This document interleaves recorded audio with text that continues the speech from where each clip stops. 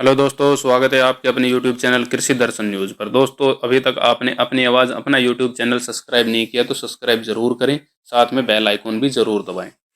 दोस्तों, मैं वीडियो को आगे बढ़ाऊं उससे पहले कहना चाहूँगा कि हम जो साप्ताहिक मंडी समीक्षा करते हैं उसमें हमने कपास में 95-96 नरमा का टॉप क्वालिटी का टारगेट दिया था। लगभग उसके आसपास आ चुकी है और उससे ऊपर भी अब बिकने की तैयारी है। बचे हुए सप्ताह में कुछ एक मंडियों में हमारे ये मानना है 9800 और 9900 तक भी अब बिक सकती है, जिस हिसाब से कपास में नरमा में तेजी बनी हुई है।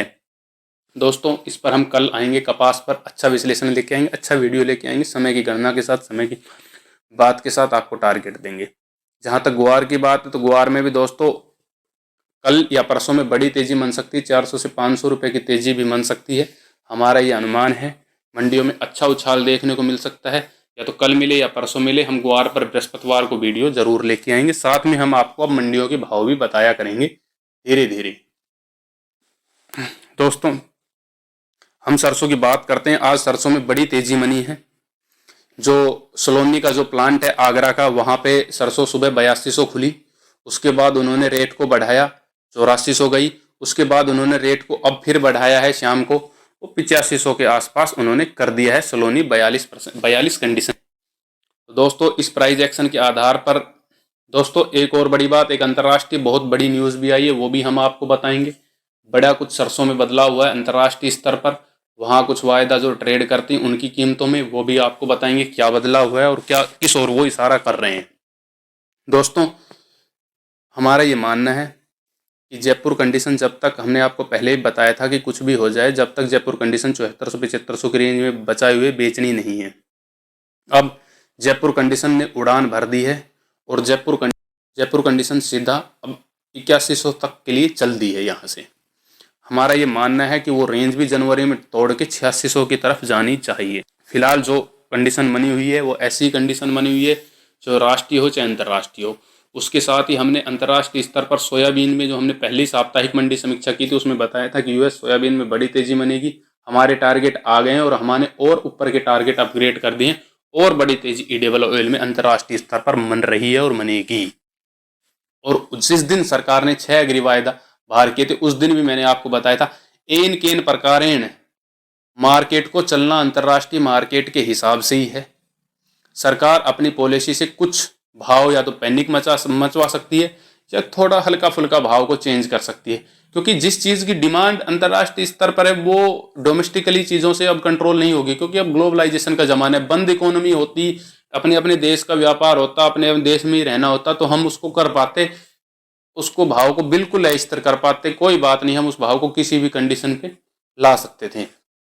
पर जब आप ग्लोबलाइजेशन में जीते हो, पूरी दुनिया के साथ ही आपको चलना होगा। पूरी दुनिया में बड़ी तेजी है और बड़ी तेजी की ओर इशारा भी है। दोस्तों, ये तो ये बात।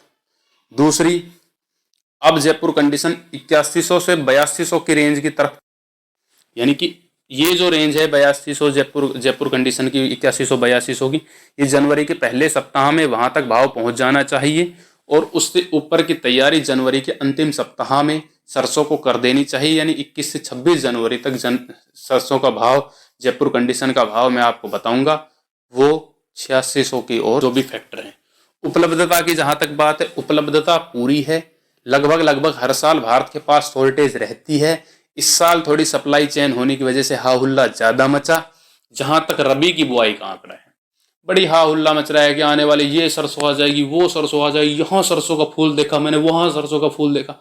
आपने कहीं कुछ नहीं देखा। क्यों? क्योंकि आप टीवी स्टूडियो में बैठते हो, एसी रूम में चलते हो, 5 स्टार होटल में स्टे करते हो, BMW मर्सिडीज गाड़ियों में चलते हो, आपको पता नहीं कि सरसों का फूल होता कैसा है। दिख गया वो थोड़ा पीला सा ना, आंख पे पीलापन सा छा गया बस। सरसों का आंकड़ा आया है 24 दिसंबर तक बुआई का। मैंने आपको डिस्कस किया था कि 21.5% ही रकबा बढ़ा है सरसों का, और ईडेबल ऑयल का तो 19.5% ही बढ़ के आया है पिछले साल के मुकाबले। परसेंटेज टर्म में मैं बात कर रहा हूं।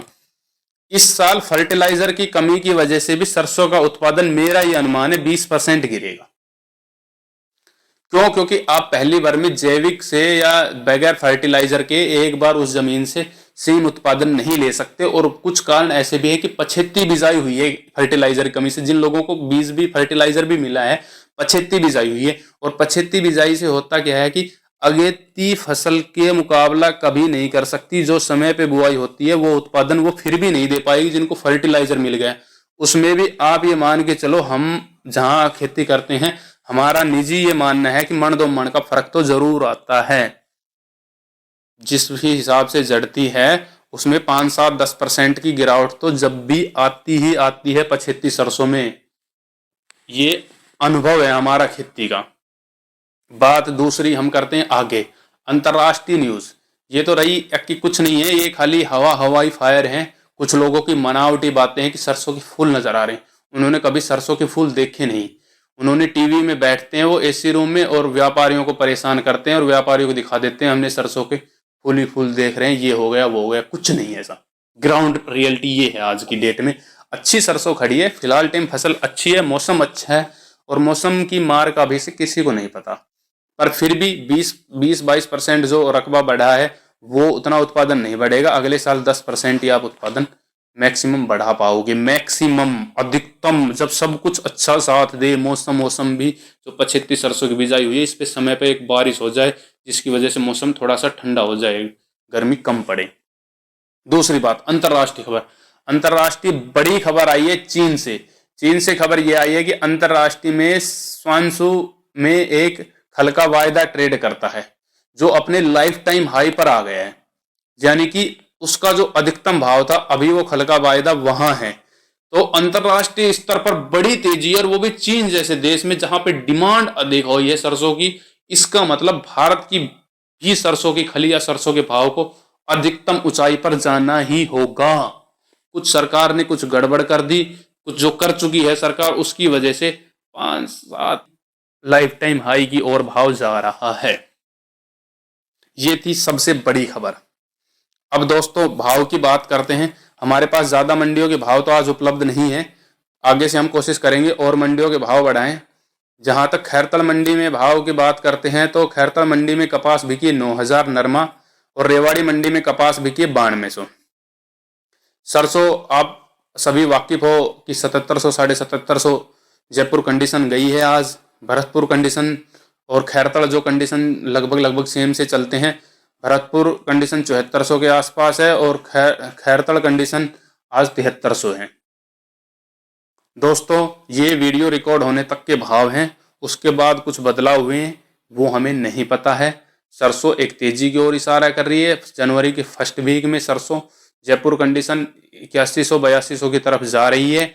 और यदि मेरा समय की गणना मैं करूं तो मेरे हिसाब से जयपुर कंडीशन 8600 भी जा सकती है 26 जनवरी से पहले। आपको हमारा वीडियो अच्छा लगा हो तो लाइक शेयर कमेंट करके जरूर बताएं। जय हिंद, जय जवान, जय किसान।